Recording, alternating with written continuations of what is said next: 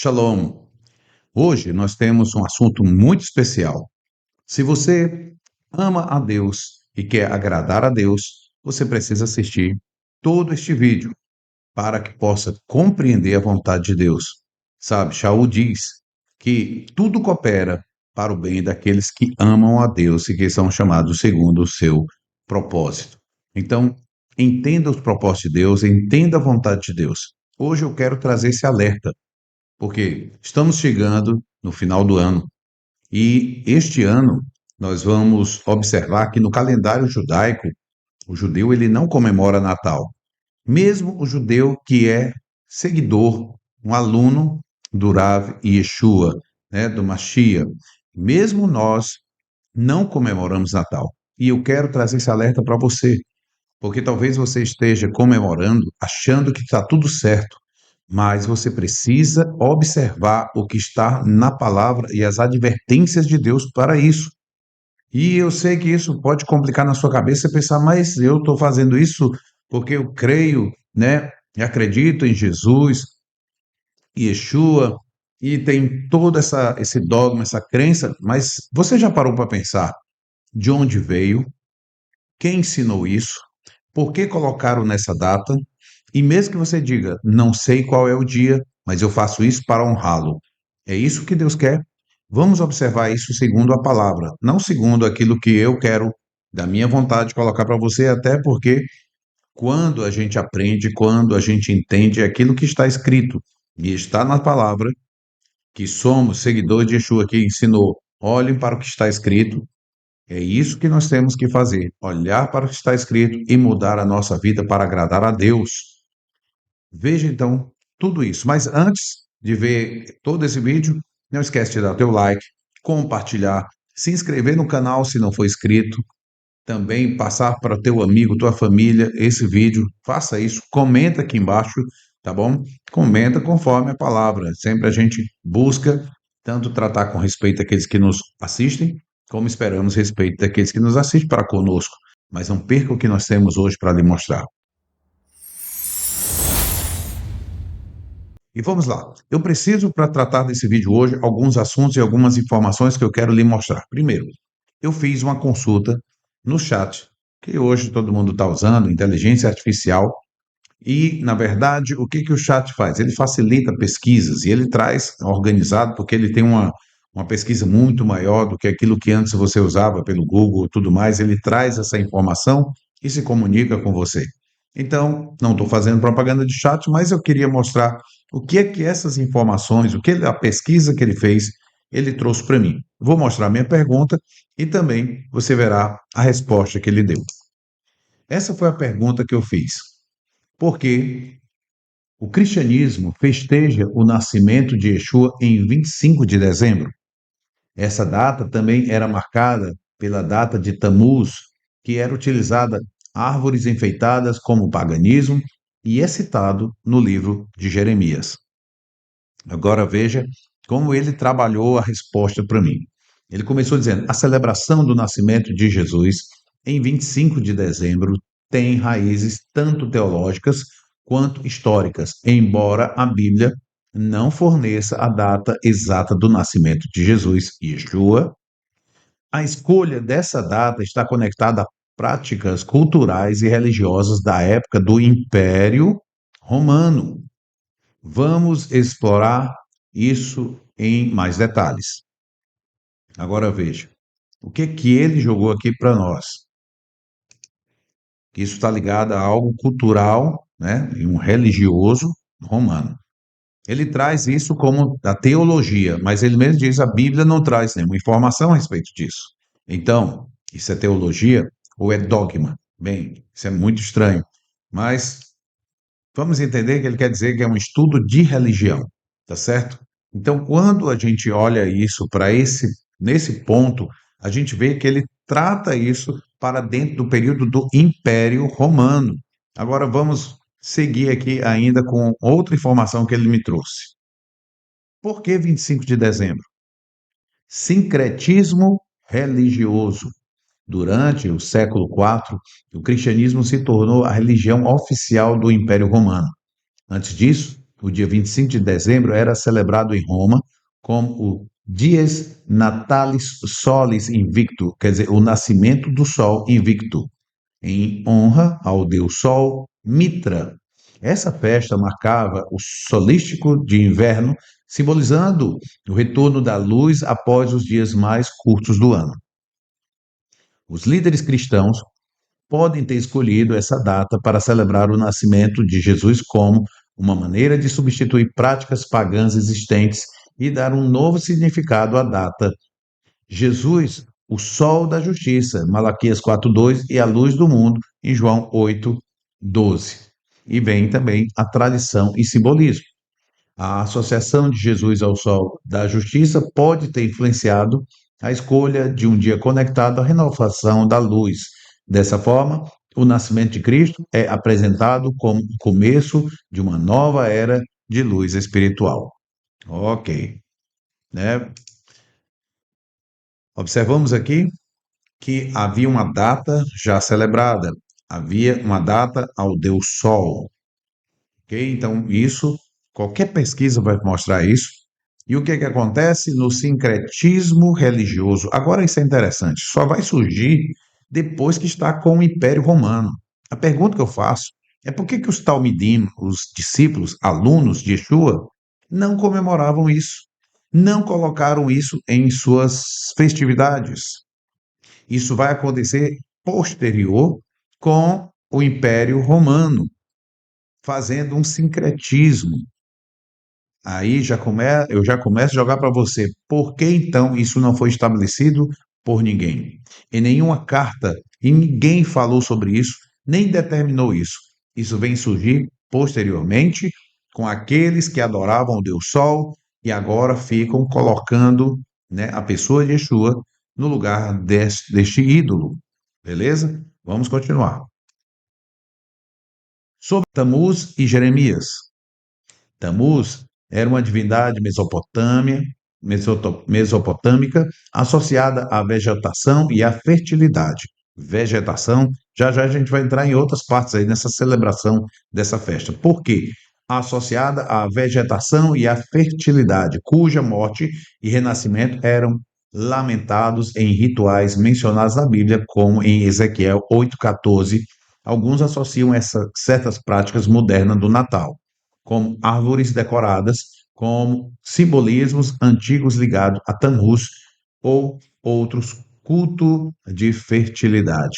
Aí nós vamos já dar uma olhada no que diz Jeremias, mas vamos dar um pulo aqui.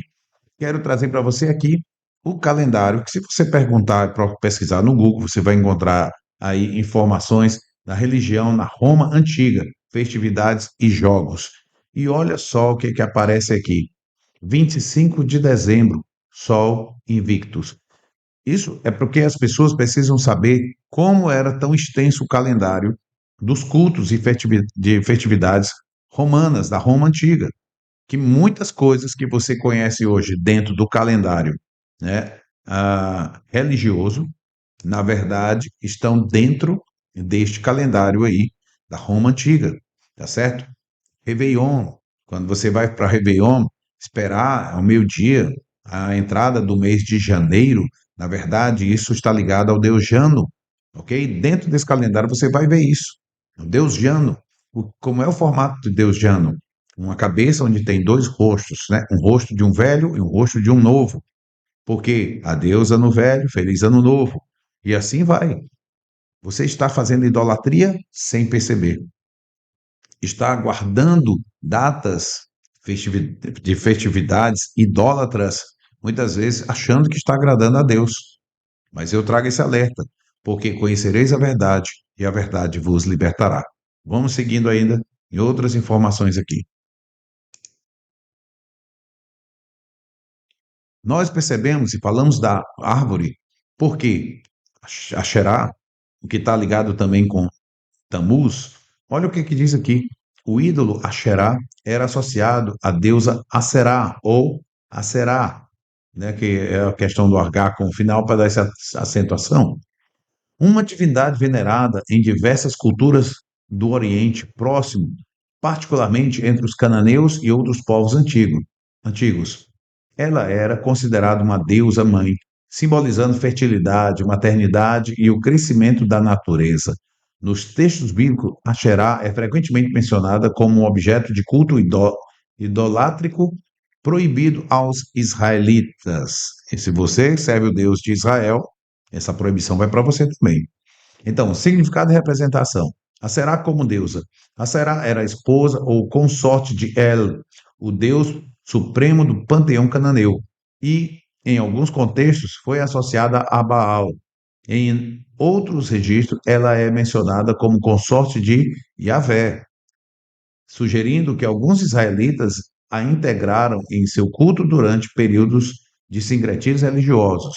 Sim, lembra que israelita da tribo das tribos do norte, tá? A casa de Israel, sim, cometeram idolatria. Nós não estamos falando da casa de Judá, somente da casa de Israel, onde tinham as 10 tribos, e a gente sabe de todo o prejuízo, inclusive da dispersão por causa desses pecados. Agora, continua aqui. Ídolo de Asherá. O termo Asherá na Bíblia muitas vezes se refere a postes sagrados ou árvores simbólicas usados em sua adoração. Esses postes chamados Asherim, que é no plural, eram colocados em locais altos, bosques ou ao lado de altares. E vejam o que o Eterno fala aqui, né, em Jeremias, o profeta traz para todos nós, no capítulo 10, do versículo 1 até o 4. Ouvi a palavra que o Senhor vos fala a vós, ó casa de Israel. Assim diz o Senhor: não aprendais o caminho dos gentios, nem vos espanteis dos sinais dos céus, porque com eles se atemorizam as nações. Porque os costumes dos povos são vaidade. Pois corta-se do bosque o madeiro, obra das mãos de artífice, feita com machado. Com prata e com ouro o enfeitam, com pregos e com machado, martelos o firmam, para que não se mova. Olha só como o Senhor já está chamando a atenção para que não se façam como o caminho, ou aprenda o caminho dos gentios, o caminho da idolatria, o caminho do paganismo. Vamos mais aqui. Deuteronômio 16. Não plantarás nenhuma árvore junto ao altar do Senhor teu Deus que fizeres para ti, nem levantarás imagem a qual o Senhor teu Deus odeia. O Senhor teu Deus odeia. Aí você levanta na tua casa, coloca lá uma árvore. Tem um altar na tua casa ao Eterno, sim ou não? Se você não tem, deveria ter. E se tem, não ponham uma árvore, porque aquilo é um símbolo de idolatria, um símbolo do paganismo. Eu estou trazendo para vocês textos da palavra, da Bíblia. Não tem negócio de interpretação, encaixando, não. Aqui são informações que eu estou trazendo, tanto do conhecimento de pesquisa, que você pode fazer no Google, no chat e tudo mais, questões históricas, e eu estou trazendo para você o que Deus está proibindo. E as pessoas estão fazendo isso. Bem, eu poderia te mostrar mais ou menos e dar uma dica de que as pessoas dizem, mas ninguém sabe o período que ele nasceu. Porque não pesquisam, porque não estudam, porque não olham os detalhes que estão ali. É notório que Yeshua nasce num período um pouco antes de Pessah, de Páscoa. Sim, todos falam e consideram, Shaul mesmo trata disso, que ele é um cordeiro de Páscoa. Beleza. Cordeiro de Páscoa tinha que ter. Qual era a idade dele? O cordeiro de 1 ano. Então ele tinha que ter nascido quando? Ali, naquele período, no período de Páscoa, para ter 1 ano. Ele não podia ter mais do que 1 ano, estourado mais de 1 ano. Ele tinha que ter 1 ano. Então, veja outras coisas. Tem um texto num dos evangelhos que Yeshua está indo para Páscoa e o texto diz: ele tinha completado seus 12 anos. Aquela história que ele fica lá e a mãe esquece, os pais esquecem, segue caminho e ele fica lá em Jerusalém. Lembra? O texto diz que ele tinha completado seus 12 anos. Eu podia trazer um estudo sobre isso, mas não é para agora. Então, posso lhe garantir que não foi nada em dezembro. Os pastores estavam no campo. Dezembro, lá em Israel, é inverno e não tem ninguém que fique lá no campo desabrigado com ovelhas no inverno, está tudo fora da posição. Inclusive, estavam olhando estrelas e tudo, tudo mais, então o céu estava aberto, não era inverno. Lá no final do vídeo, eu vou te apresentar o que Yeshua estava fazendo nesse período, o que ele estava celebrando, o que ele estava fazendo. Não era festinha de aniversário, mas sim uma outra celebração. Porém, eu quero agora passar para você o que foi falado por um padre português. O que ele diz a respeito de todas as festas que hoje a igreja cristã celebra? Ele foi muito honesto, só que ele não vê nada demais com isso que ele vai falar. E eu quero que você preste atenção agora. Sempre é muito simples, quer dizer, é simples realmente. Jesus, ninguém sabe quando é que ele nasceu, ninguém sabe quando é que ele morreu, em que anos morreu, nem em que dia morreu. É no 14 de Nisan, mas não sabe precisamente e tal. Faz isso para estudos e mais estudos. Acerca do nascimento. Aliás, até a data de 2000, há 2010 anos é posta em causa, portanto. Sim, está posta em causa. Está posta em causa. O nascimento, portanto, o nascimento de Jesus é celebrado a partir do século IV, do Papa Júlio I, mais ou menos de Júlio I, por causa do Deus Sol, do Deus Mitra, e por causa das Saturnais portanto, do Império Romano. Portanto, havia o grande Deus Sol, com as Saturnais, era o Deus do Império Romano, o defensor do Império Romano, o Sol, que depois que nos traz a vida. E então começou-se a dizer que realmente não, o verdadeiro Sol realmente é Jesus Cristo, porque os cristãos, a certa altura, com a liberdade, quando tiveram a sua liberdade, depois do Constantino, começaram a cristianizar tudo aquilo que era pagão. As festas pagãs, nós somos fruto de imensas festas pagãs. Portanto, cristianizamos as festas pagãs, o que é absolutamente normal. Você entendeu o que esse padre informou agora? Bem, nós cristianizamos o paganismo. Nós pegamos aquele que era pagão e colocamos para Deus. Então vejamos uma coisa aqui. Olha só o que está neste texto. Ezequiel 44, 23. Eles ensinarão ao meu povo a diferença entre o santo e o comum, e lhe mostrarão como fazer distinção entre o puro e o impuro.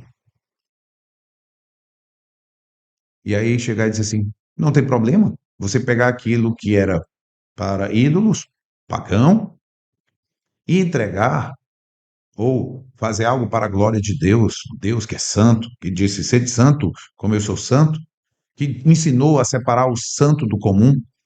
Então, você pegar e celebrar um nascimento, qualquer coisa que seja, de Yeshua, mesmo com Messias, Yeshua, o Messias, como um rabino, como um homem que nasceu, quando ele não deixou nenhuma dessas mensagens ou pedido que fosse celebrado o seu nascimento. Não, isso não existe. O que existe é um pedido da celebração de sua morte e não do seu nascimento. Por que você vai celebrar uma coisa que não foi pedida?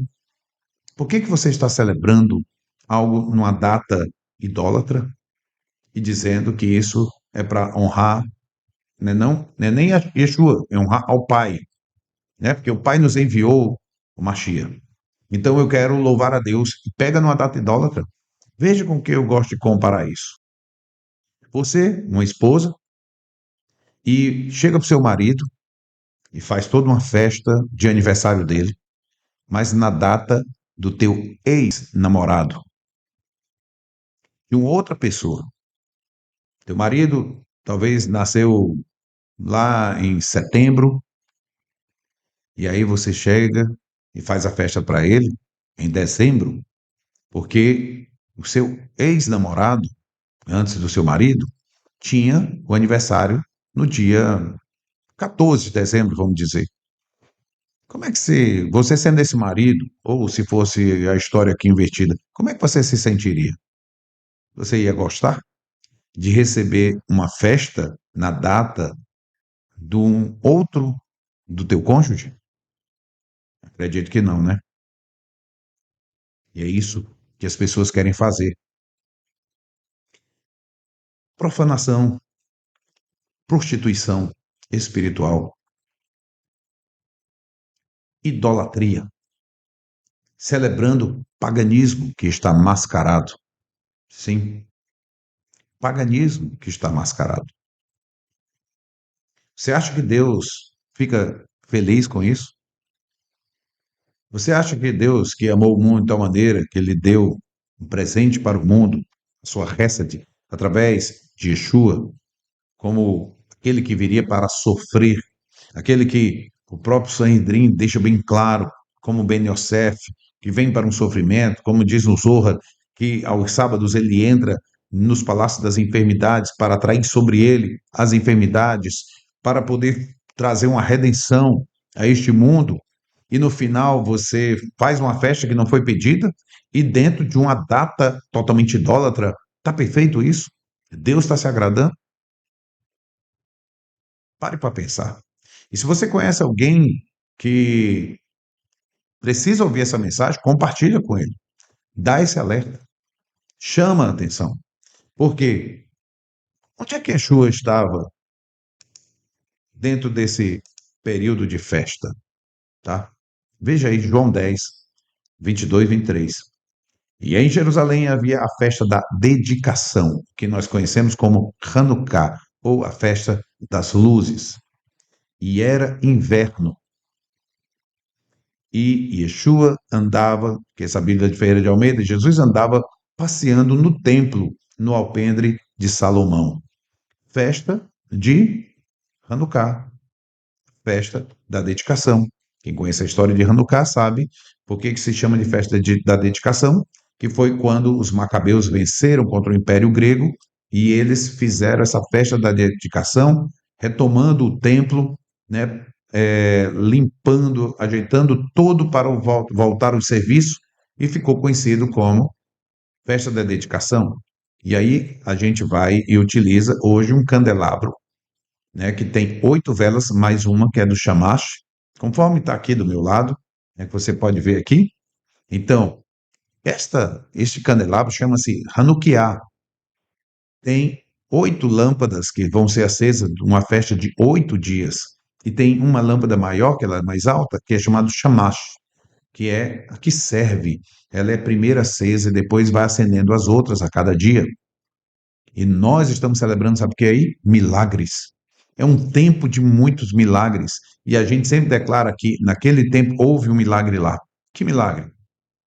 Primeiro, os macabeus eram um grupo muito pequeno que venceram um império grego. Depois, quando eles retomaram o templo, eles foram acender a menorá dentro do templo e havia apenas um pote de azeite que só durava um dia. E enquanto eles estavam produzindo outros azeites para manter a lâmpada acesa, porque não poderia se apagar, o que aconteceu? Milagre. 8 dias ela ficou acesa até chegar o novo óleo. Enquanto não tinham preparado o novo óleo, o azeite se mantinha queimando aquela lâmpada. Por isso, a festa dura 8 dias. 8 dias, 8, simboliza sobrenatural. Então, nós entramos em um sobrenatural de Deus. Saímos dessas coisas de uma data que se aproveita do paganismo para celebrar a Tammuz, a Deus Sol, a tudo isso, para celebrar o verdadeiro feito de Deus. E aí eu digo para você, o que você quer fazer? Manter-se ainda em uma coisa engrenada com aquilo que Deus odeia, ou você quer celebrar o Deus da verdade, onde ele age com milagre e te abençoa? É o momento de você fazer uma reflexão. Larga os dogmas e volta para a palavra e vê qual é a vontade de Deus. Hoje eu te coloquei aqui muitas provas. O que você vai fazer com isso? Agora depende de você. Que o Eterno te abençoe. Shalom.